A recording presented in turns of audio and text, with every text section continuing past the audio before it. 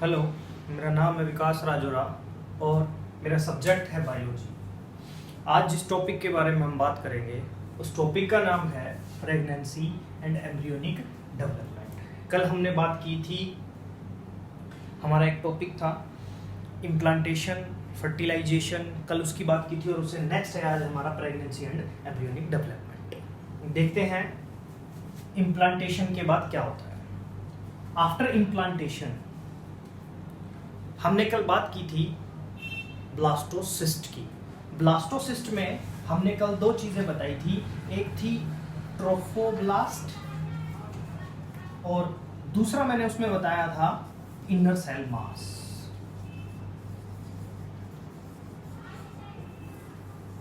हमने इसका कल रोल पढ़ा, इसका रोल पढ़ा।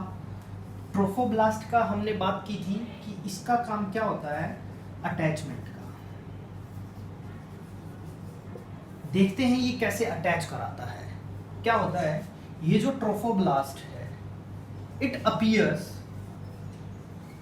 Finger like projections. Finger like projections appear करती है ये, और उन फिंगर लाइक प्रोजेक्शंस को कहा जाता है क्रॉनिक विलाई।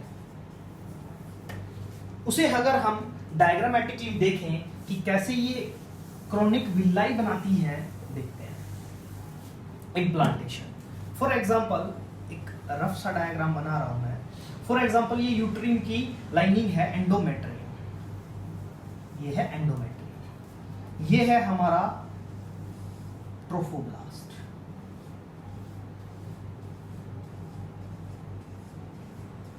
ट्रोफोब्लास्ट में हमने बात की थी इनर सेल मास की, ये इनर सेल मास। तो ट्रोफोब्लास्ट जो होता है ये क्या करता है, ये फिंगर लाइक प्रोजेक्शंस बना देता है लाइक दिस, और इन फिंगर लाइक प्रोजेक्शंस को क्या करता है, ये जो यूट्रस की लाइनिंग है ये इम्बेडेड कर लेती है अपने अंदर। मतलब हुआ क्या, इम्प्लांटेशन में हुआ क्या, ट्रोफोब्लास्ट ने फिंगर लाइक प्रोजेक्शंस अराइज किए जिनको हमने कहा क्रॉनिक विलाई, और उन क्रॉनिक विलाई को किसने कवर कर लिया, एंडोमेट्रियम ने। उसके बाद क्या होता है, क्रॉनिक विलाइज और जो यूट्रिन टिश्यू है, यानी कि अभी जो मैंने डायग्राम में दिखाया था, यानी कि हमारी क्रॉनिक विलाई और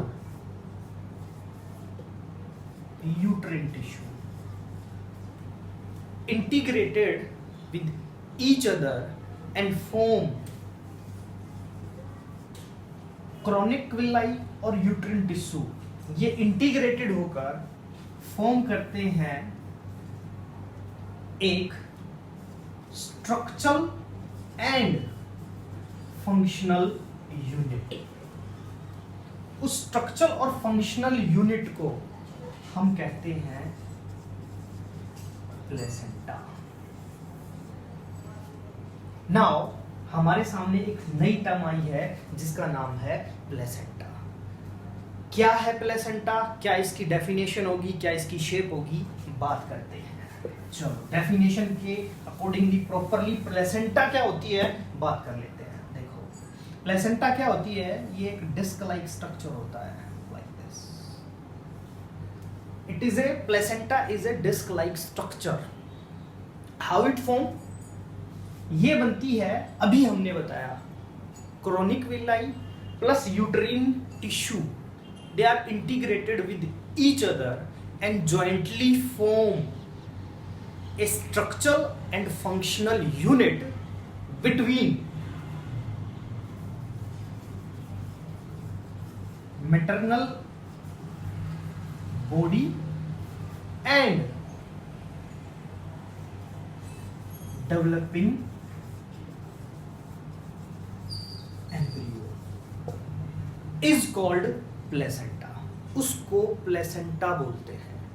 अब अगर प्लेसेंटा बनी है तो दैट मीन इस प्लेसेंटा का कोई ना कोई रोल या फंक्शन जरूर होगा।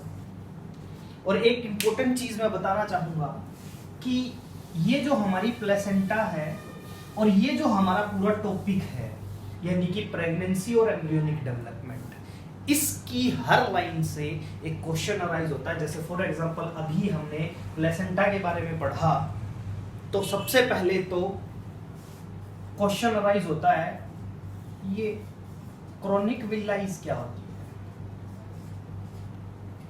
तो क्रोनिक विलाई ट्रोफोब्लास्ट से जो फिंगर लाइक प्रोजेक्शंस अराइज होंगे उनको हम क्रोनिक विलाइज बोलेंगे। उसके बाद आता है हमारा, आगे हमने पढ़ा प्लेसेंटा। क्या है प्लेसेंटा? प्लेसेंटा क्या है हमने पढ़ा आगे। Placenta, what is placenta? Placenta क्या है ये हमने अभी बात की कि ये एक डिस्क लाइक स्ट्रक्चर है। डिस्क लाइक स्ट्रक्चर है जिसकी डेफिनेशन बात की हमने कि chronic villi and the uterine tissue integrated with each other and jointly form a structural and functional unit between the maternal body and the developing embryo is called placenta। उसको बोलेंगे हम placenta. अब placenta बनी है तो इसका कोई ना कोई रोल तो जरूर होगा। ये आपके सामने एक डायग्राम है, इसमें मैंने दिखाया भी है प्लेसेंटल विलाइज। उसके बाद कोई ना कोई इसका रोल भी होगा। What is the role of placenta? Placenta का रोल होता है कि ये सप्लाई करती है। क्या सप्लाई करती है? ये सप्लाई करती है ऑक्सीजन और न्यूट्रिएंट्स। ऑक्सीजन और न्यूट्रिएंट सप्लाई करती है कहां से? मदर से फीटस को, या हम ये कह सकते हैं एम्ब्रियो।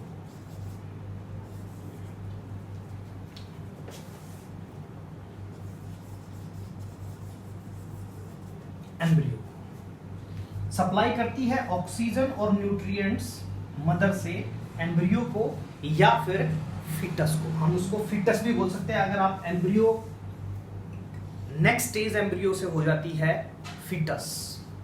उसके बाद मदर से फीटस को ये ऑक्सीजन और न्यूट्रिएंट सप्लाई करेगा और जो फीटस CO2 प्लस जो वेस्ट प्रोड्यूस कर रहा है उसको रिमूव करने में भी मदद करेगा। This is the role of placenta. Question arise होता है what is the role of placenta. 3 number में क्वेश्चन आ जाता है what is placenta and their role. तो रोल क्या होगा? सप्लाई करेगा ऑक्सीजन और nutrients from mother to baby या foetus and removal of CO2 and waste produced by the foetus. ये इसका रोल होगा। नेक्स्ट, यहां से ये क्वेश्चन बनता है। अब आगे जो प्लेसेंटा है उससे जो फीटस है वो कैसे अटैच होता है? फीटस कैसे अटैच होगा? तो फीटस जो अटैच होगा या एम्ब्रियो जो अटैच होगा वो इस डायग्राम में नजर आ रहा है एम्बिलिकल कॉर्ड से। The embryo attach with placenta with the help of umbilical cord. इस एम्बिलिकल कॉर्ड के थ्रू ही मदर के ब्लड से या मदर के टिश्यू से और जो ट्रोफोब्लास्ट है उससे जो टिश्यू बना है प्लेसेंटा उसका कनेक्शन होगा एम्ब्रियो के साथ और वहीं से ही सप्लाई होगी। अभी जो हमने बात की थी ऑक्सीजन, न्यूट्रिएंट और रिमूवल होगा वेस्ट का। नेक्स्ट, उसके बाद आता है प्लेसेंटा का एक और इम्पोर्टेंट रोल। क्या? जब प्लेसेंटा डेवलप हो जाती है तो ये एंडोक्राइन टिश्यू का काम करती है। एंडोक्राइन टिश्यू का कैसे काम करती है? एंडोक्राइन टिश्यू का ये ऐसे काम करती है कि ये प्लेसेंटा बहुत सारे हार्मोन रिलीज करती है और वो हार्मोन कौन कौन से हैं? एक HCG ह्यूमन क्रोनिक गोनेडोट्रोफी, नाम होगा ह्यूमन क्रोनिक गोनेडोट्रोफी। एक दूसरा ये करती है HPL, human placental lactogen, human placental lactogen HPL। तीसरा हार्मोन सीक्रेट करती है ये एस्ट्रोजन, इसकी तो हमने बात भी की थी, एस्ट्रोजन। और लास्ट जो हार्मोन सीक्रेट करती है प्रोजेस्ट्रोजन, प्रोजेस्ट्रोजन।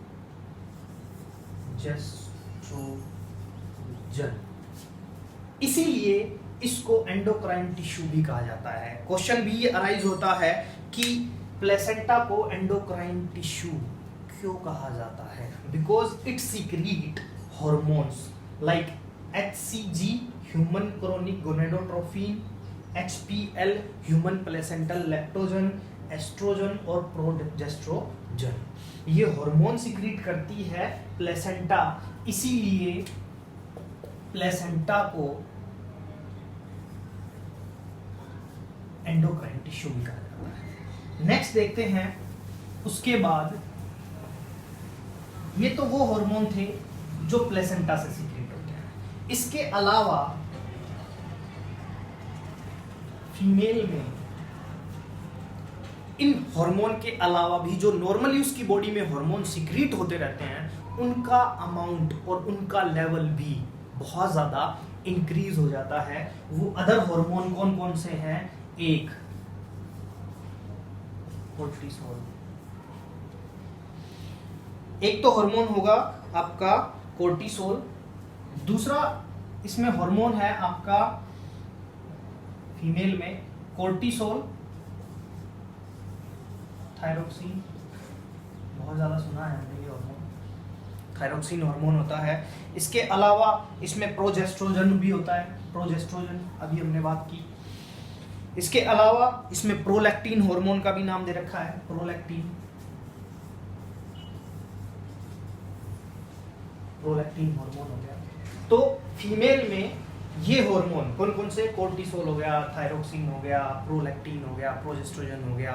ये वो हार्मोन होते हैं जिनका नॉर्मल से ज़्यादा सीक्रेशन स्टार्ट हो जाता है। और क्यों होता है? कोई ना कोई रीज़न तो होगा, और रीज़न होता है कि इन हार्मोन के सीक्रेशन के कारण ही उस फीटस की जो डेवलपमेंट है वो मेंटेन होती है। इसीलिए फीमेल में इन हार्मोन्स का लेवल जो है वो इंक्रीज हो जाता है। नेक्स्ट आता है, यहीं से एक क्वेश्चन यही अराइज होता है कि जो हार्मोन्स अभी हमने बात की, यानी कि कोर्टिसोल, थायरोक्सिन, इनका अमाउंट इंक्रीज क्यों हो जाता है, या इनका लेवल जो है वो इंक्रीज क्यों हो जाता है? तो आंसर हमारा सिंपल सा होगा कि ये फीटस की या फीटल की ग्रोथ के लिए रिस्पॉन्सिबल होते हैं, या ये कह सकते हैं नॉर्मल ग्रोथ को मेंटेन करने में इन हार्मोन्स का रोल होता है। नेक्स्ट देखते हैं, उसके बाद आता है एम्ब्रियोनिक डेवलपमेंट। ये तो थी आपकी प्लेसेंटा और प्लेसेंटा के रोल्स, यानी कि कनेक्शन कैसे होता है एक फीटस और मदर के बीच में। नेक्स्ट आता है उस एम्ब्रियो की डेवलपमेंट कैसे होती है। क्या होता है? हमने बात की थी जाइगोट, जाइगोट से बनता है एम्ब्रियो, और ये एम्ब्रियो डेवलप करना स्टार्ट करता है। हमने कहा था कि जाइगोट में माइटोटिक डिवीजन होना स्टार्ट हो जाता है, माइटोटिक डिवीजन स्टार्ट हो जाता है, जिससे कंटिन्यूअसली उसका नंबर बढ़ता जाता है। तो होता क्या है, ये डिवीजन कंटिन्यू चलता है और जर्म्स लेयर बनती है, जर्म लेयर, इनको जर्म्स लेयर बोला जाता है। हमने 11th क्लास में भी पढ़ा था कि ह्यूमन जो आता है वो ट्रिप्लोब्लास्टिक में आता है। ट्रिप्लोब्लास्टिक का मतलब है कि ह्यूमन के जितने भी ऑर्गन्स बनते हैं, ह्यूमन की जो बॉडी होती है, उनका ओरिजिन 3 जर्म लेयर से होता है। 3 जर्म लेयर रिस्पॉन्सिबल होती हैं, इसीलिए इनको ट्रिप्लोब्लास्टिक बोला जाता है। अब ये 3 जर्म्स लेयर कौन कौन सी हैं? ये 3 जर्म्स लेयर हैं। सबसे अंदर वाली लेयर होती है एंडोडर्म, दूसरी होती है हमारी मीजोडर्म, और थर्ड हमारी होती है ectoderm. There are 3 germs layer, 3 germ layer होती हैं, एंडोडर्म, मीजोडर्म और एक्टोडर्म। हमने 11th में पढ़ा भी था। जैसे फॉर एग्जांपल जब हमने हार्ट के बारे में पढ़ा था तो वहां हमने पढ़ा था heart is mesodermal origin. That mean इसका मतलब ये हुआ कि एंडोडर्म, मीजोडर्म और एक्टोडर्म, इनको हम कह रहे हैं जर्म लेयर। तो जर्म लेयर इसीलिए बोल रहे हैं the layers have the ability to produce whole organism. जो ऑर्गन सिस्टम डेवलप होता है, जो बॉडी डेवलप होती है, बॉडी में जो ऑर्गन डेवलप होते हैं वो इन तीनों जर्म्स लेयर की वजह से ही होते हैं, इसीलिए इनको जर्म्स लेयर कहा जाता है। दूसरा इसमें एक और इंपॉर्टेंट चीज ये है कि जो जर्म्स लेयर होती हैं इनमें स्टेम सेल्स होती हैं। स्टेम सेल ये बहुत ही इंपॉर्टेंट सेल्स होती हैं बॉडी में। इन सेल्स में पोटेंशियल होती है कि a single cell can produce whole organism, और उसके पीछे रीजन ये होता है कि जो ये स्टेम सेल्स होती हैं ये अनडिफरेंशिएटेड होती हैं। जैसे प्लांट में जो हमारी मेरिस्टेमेटिक सेल्स होती हैं अनडिफरेंशिएटेड सेल्स होती हैं, उनमें एबिलिटी होती है कि वो किसी भी लीफ को, रूट को, स्टेम को, फ्रूट को कुछ भी बना सकती हैं। उसी तरीके से स्टेम सेल्स होती हैं, इनमें एबिलिटी होती है कि ये कुछ भी बना सकते हैं।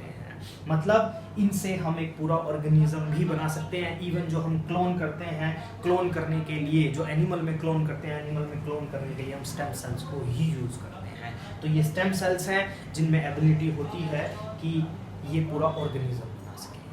अभी कोशिश चल रही है कि स्टेम सेल्स को, जिनके ऑर्गन्स खराब हो जाते हैं, जैसे किडनी खराब हो गई है, लंग्स खराब हो गए हैं, काम करना छोड़ देते हैं, तो कोशिश ये चल रही है कि उन बीमार आदमी से जिनके ऑर्गन्स खराब हो गए हैं, उनसे स्टेम सेल से उन्हीं का ऑर्गन बनाया जाए ताकि रिजेक्शन के चांसेस जो हैं वो खत्म हो जाए। तो ये इतनी इंपॉर्टेंट होती हैं स्टेम सेल्स, और इन्हीं के कारण ये जो एंडोडर्म, मीजोडर्म और एक्टोडर्म होती हैं ये पूरा ऑर्गेनिज्म बना है। चलो।